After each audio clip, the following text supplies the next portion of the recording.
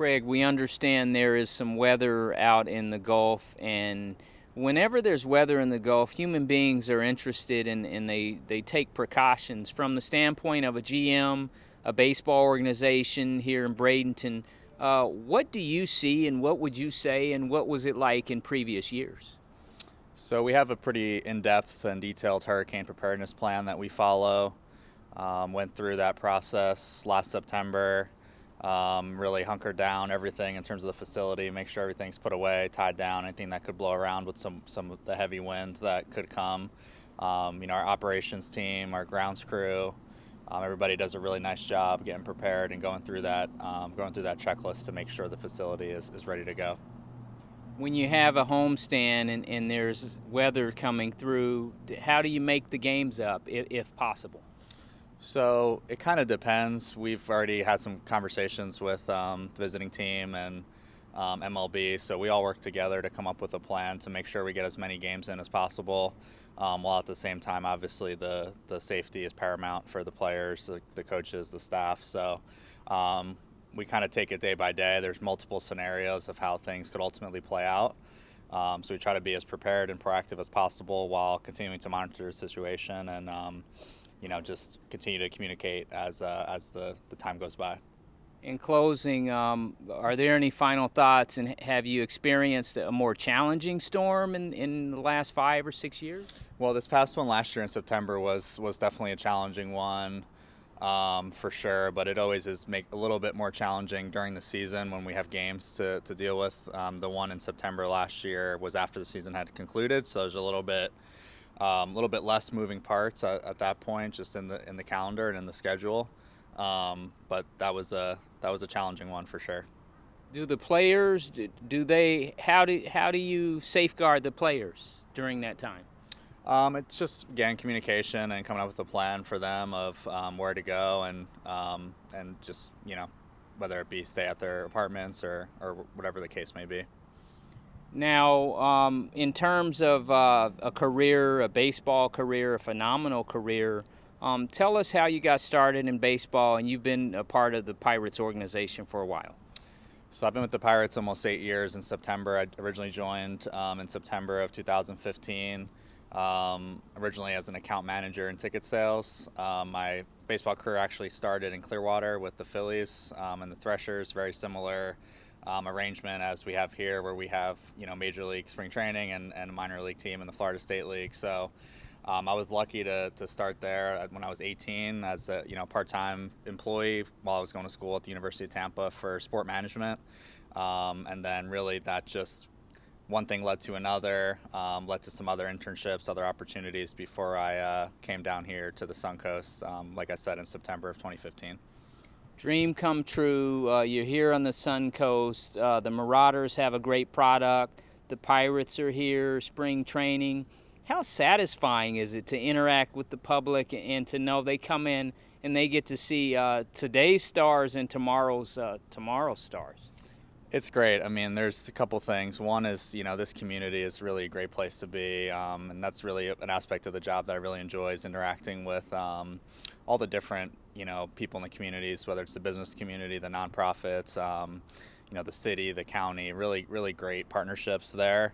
And second, just in regards to the game day experience, really interacting with our fans, making sure that they have a great experience when they come out to the ballpark. We always say it's someone's first game, no matter what day it is. So we try to have that mindset that it's always someone's first game, but we want to make sure that it's not their last game, and that they're leaving here with, with good memories. They might not remember who won or what the score was, but they want to make sure that we remember that they had a great time and they leave with a smile on their face. And we just try to control all those things that we can control, all the off-the-field elements, making sure the ballpark's clean, making sure we have a fun, exciting environment as much as possible. And seeing the guys come through, the minor league, the players that were Marauders, guys like Andy Rodriguez, for example, was here in 2021, pretty recently on our championship team. Now he's the starting catcher up in Pittsburgh. So really cool to see that, and to see the fans be able to interact with those players early on in their careers, being able to follow them to the big leagues, and then watch them come back every spring during spring training is a pretty unique aspect as well. Craig, recently the Pirates organization enjoyed the first pick overall, and the gentleman is from LSU. He's a pitcher. How special is it and how exciting is it to go through that process when you interact with and you kind of get a scout and a prospect and you see a person become part of the Pirates family? Well, we were lucky to have Paul here last week. He made two starts on Tuesday and Sunday for us, and it was just great having him around. You can tell he's very professional and just really, great player, great person, just from all the interactions and everything that we had with him. So, like I said, it was great having him here last week. He's up in AA now, and look forward to seeing him back for spring training. Craig, in closing, minor league ballparks, you have a lot of theme nights. We've enjoyed fireworks. There's different things that happen over the course of the year, backpacks, different parts of things you do with the community. Just talk about that part of it and how exciting that is to touch the local people, so to speak. Absolutely. So that's one of the best things. We sit down usually October, and map out the promotion schedule for the upcoming year. So we make sure that we do that, far in advance, and really try to program the Fridays and Saturdays to have some sort of different theme night promotion. A lot of them have a community tie-in as well, whether it be a backpack giveaway for the community, fireworks. We do a lot of different awareness nights with different nonprofit organizations as well. For example, coming up this upcoming Saturday on September 2nd is a few different things going on. We have Fan Appreciation Night. Last Saturday home game, we have our largest and last fireworks show of the season. We'll have 9 innings of winnings where we give away some prizes every inning, through a raffle ticket system. And last but certainly not least, it's Childhood Cancer Awareness Night as well. So we partner with several different organizations in the community for that. So it's going to be a fun and exciting night here at the ballpark next Saturday.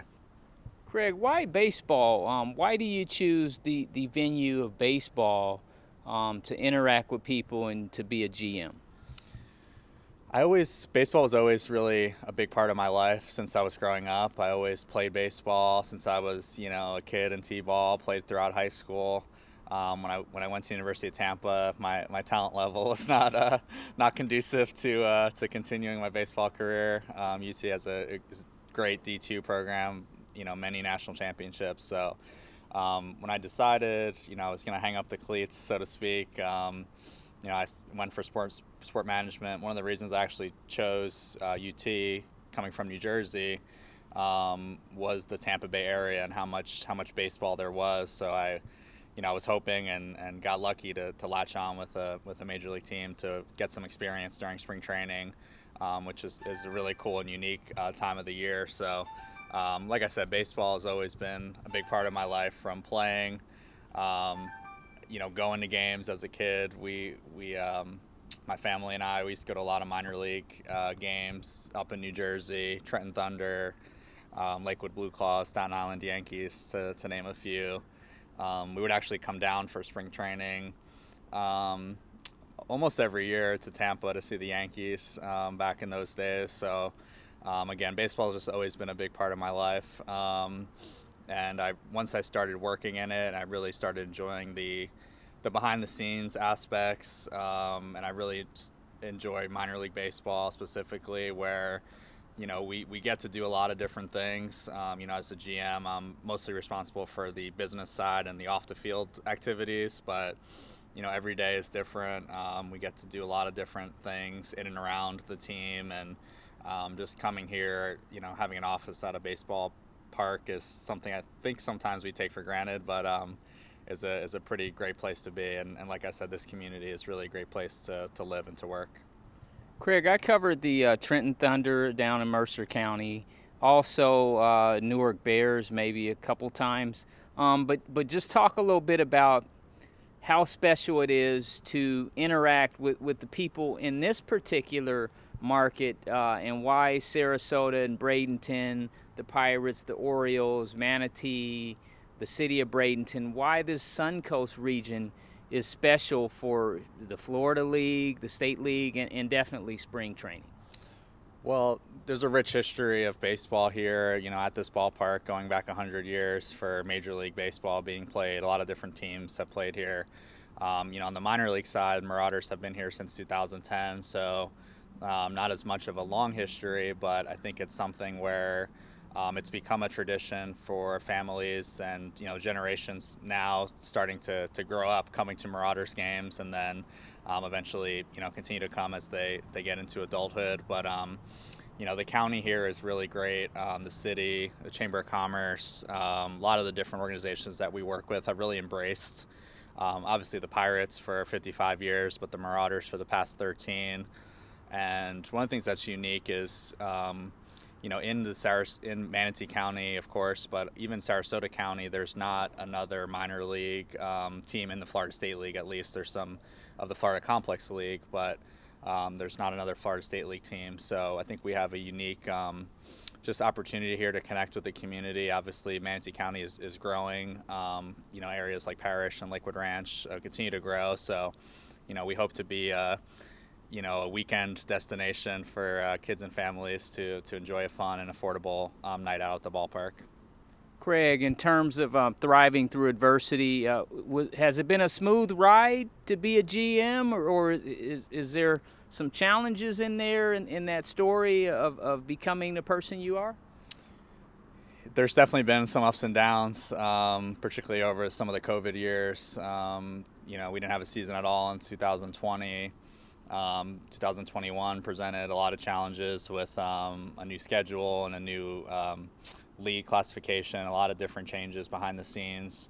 But I think now, we're at a great spot moving forward and just continue to try to grow and try to, increase our attendance and, just be, like I said, a great place for kids and families to come and enjoy a night out here at the ballpark. But, there's some long days in there. It's not all sunshine and rainbows all the time, but we try to do the best we can to just be consistent and control the controllables and do what we can to make sure, we're still having fun throughout some of the hard times and enjoying it. And, I think that rubs off on the fans too if we as the staff are having fun and enjoying it. Awesome.